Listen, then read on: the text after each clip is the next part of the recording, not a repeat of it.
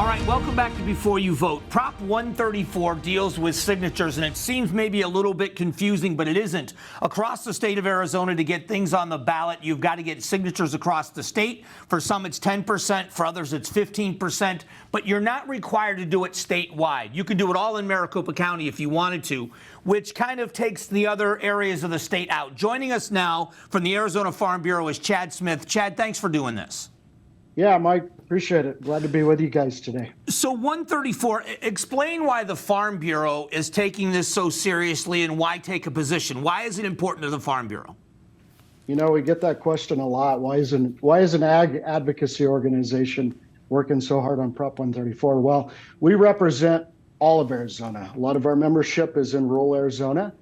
And so it's extremely important for us to advocate for those folks in rural Arizona to have a voice. And this is just one common sense way to allow rural Arizonans to have a voice on this citizen-led initiative process.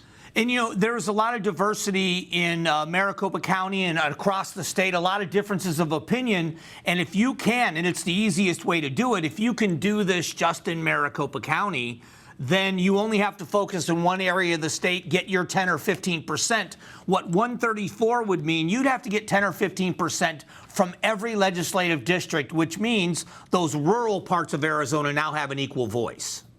Yeah, and that's why we're strongly advocating for this.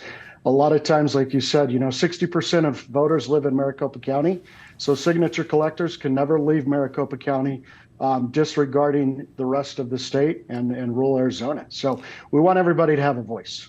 Yeah, and it would make sense. I mean, I'm not saying it's anything nefarious, but if an organization is trying to get signatures, they're going to do it the quickest and the easiest way. And if you're going to do that, you're going to go to Tucson, you're going to be in Phoenix and these urban areas where it's much easier to be in contact with the public.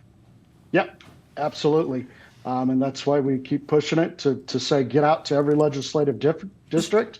If it's good for Arizona, then everybody should have a say in what goes on the ballot. The challenge is on these ballot initiatives is when they never leave the county. Those initiatives oftentimes impact the entire state. Right. And so by the time it gets on the ballot, with 60% of the voters living in Maricopa County, they're the ones that control the outcome of the election and the outcome of the ballot initiative on the ballot. So let's give all Arizonans a say in what goes on the ballot before it ever gets there.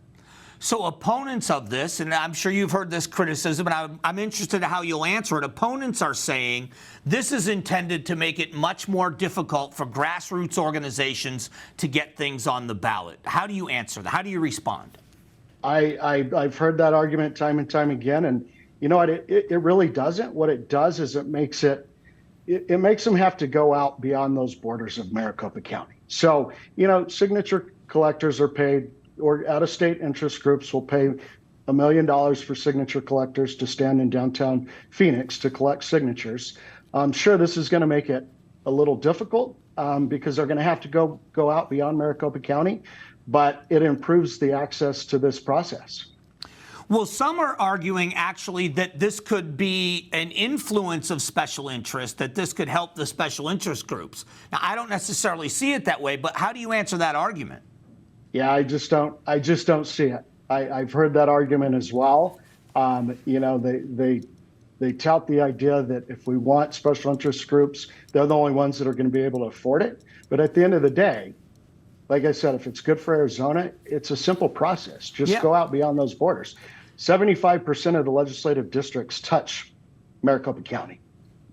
So it's not a huge hurdle. And see, for me, it seems reasonable in this sense that you're right. If it's going to affect the entire state, if the intent of the signature gathering is you've got to get 10% or 15% of the electorate to say they want it on the ballot, that's all well and good. But you should be able to do that from all corners of the state so that the people in La Paz County are represented like the people of Maricopa County with that same 10 or 15%. Yep. And they know what's coming on the ballot. A lot of times they have no idea what's on the ballot until they see their ballot in November, right? And so this would force them to go out and help educate voters across rural Arizona.